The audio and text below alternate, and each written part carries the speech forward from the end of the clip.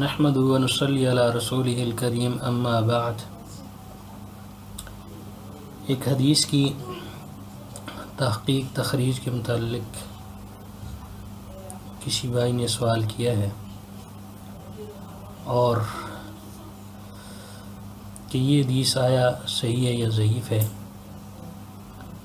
حدیث یہ ہے، عن ابی بردہ عن ابی موسیٰ ومعاذ بن جبل حين بعثهما رسول الله صلى الله عليه وسلم إلى اليمن يعلم الناس أمر دينهم لا تأخذ الصدقة إلا من هذه الأربعة الشعير والحنطة والزبيب والتمر۔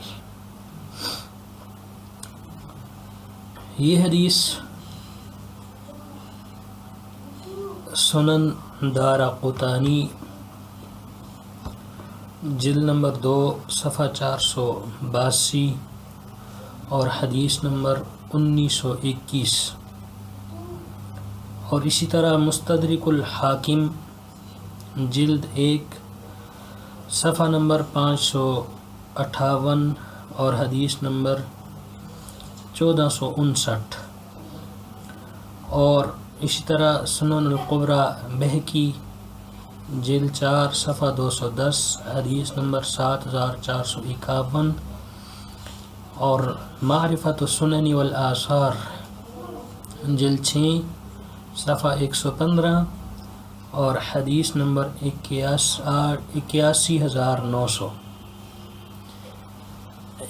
ان کتب میں یہ حدیث موجود ہے، اور اس حدیث کی سند وہ ضعیف ہے۔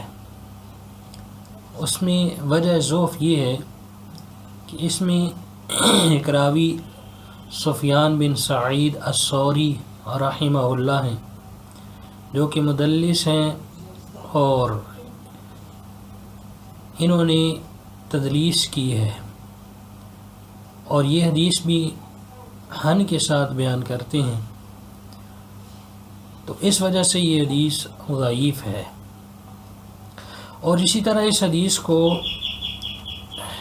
امام مسند احمد میں شعیب الارناؤوت وغیرہ لے کر آئے ہیں، جلد نمبر 36 صفحہ 315 اور حدیث نمبر 21990 کے تحت، اور وہاں پر اس حدیث کو ذکر کر کے شیخ شعیب الارناؤوت اور ان کی ٹیم نے اس حدیث کو ضعیف قرار دیا ہے، لہذا ان الفاظ کے ساتھ ان کتب میں یہ حدیث ضعیف ہی ہے۔